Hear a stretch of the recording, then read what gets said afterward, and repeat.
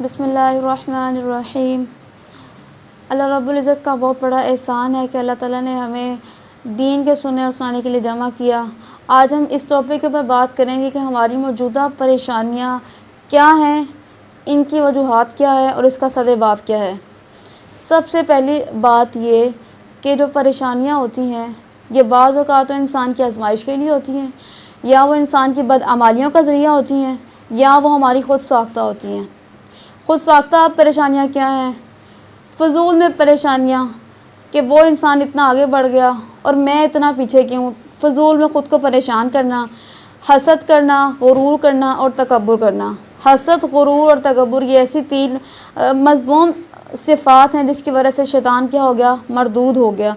اور آج کل دیکھا جائے ہمارے معاشرے میں تو پریشانیاں ہیں کیا؟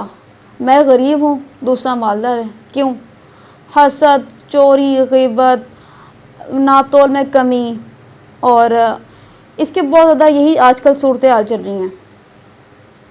جب انسان کے اعمال خراب ہوتے ہیں تو آٹومیٹکلی ہی انسان کا سارا معاشرہ خراب ہو جاتا ہے۔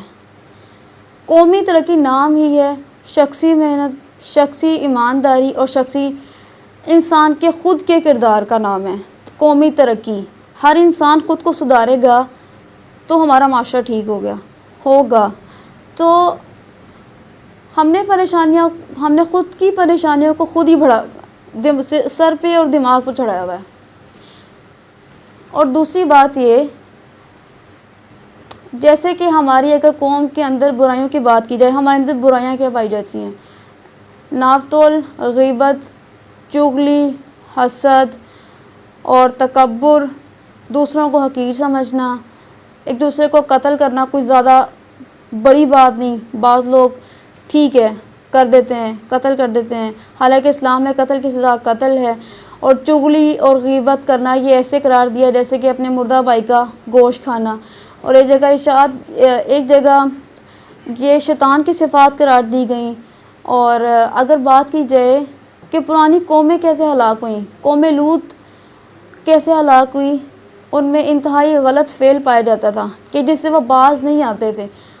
جب وہ باز نہیں آئے تو اللہ نے کیا کیا، پوری قوم کی بستی کو ہی الٹ دیا۔ اور قوم شعیب کو دیکھا جائے تو وہ ناپ تول میں کمی کرتے تھے۔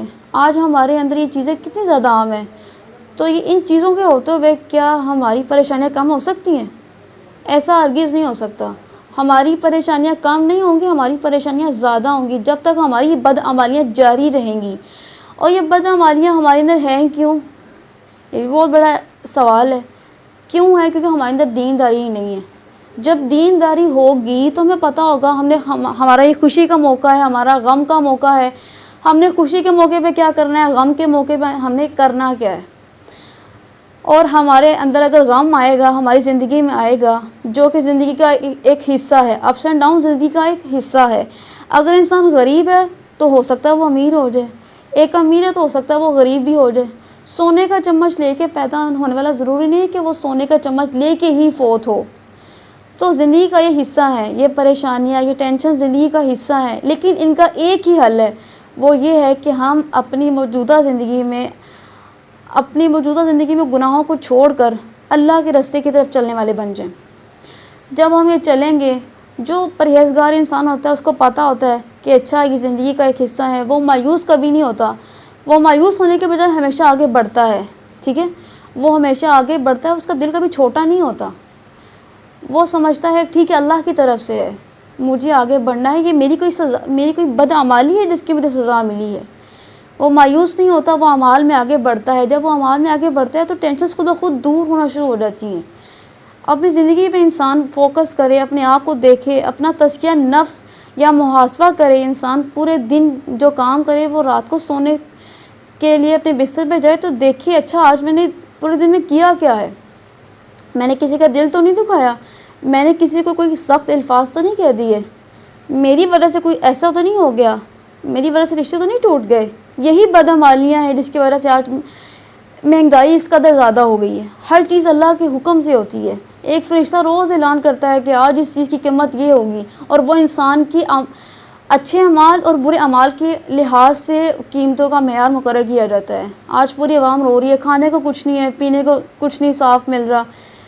اتنی ٹینشنز کیوں بڑھ گئی ہیں؟ گناہوں کی وجہ سے. جس قوم میں گناہ زیادہ ہو جاتے ہیں نا, وہ قوم پھر ایسے ہی پھر آہستہ آہستہ آہستہ آہستہ نیچے کو جاتی ہے, کبھی وہ ترقی نہیں کرتی ہے. اور جو قوم خود کو صحیح کر لیتی ہے, درست راہ کی طرف چلتی ہے, وہ کبھی بھی پاس نہیں ہوتی ہے. تو انسان امام ابو معاذ رازی ہیں, وہ ایک بہت بڑا پیارا مقولہ کہا کرتے تھے, ویل لمن کان ہدہد خیر منہ. اے انسان, ہلاکت ہے تیرے لیے اگر تجھ سے بہتر ہدہد ہو گیا. یعنی کہ ہدہد ایک چھوٹا سا پرندہ تھا, بالکل انسان کے مقابلے میں پرندہ کیا حیثیت رکھتا ہے؟ انسان اشرف المخلوقات ہے, پرندہ کیا ہے؟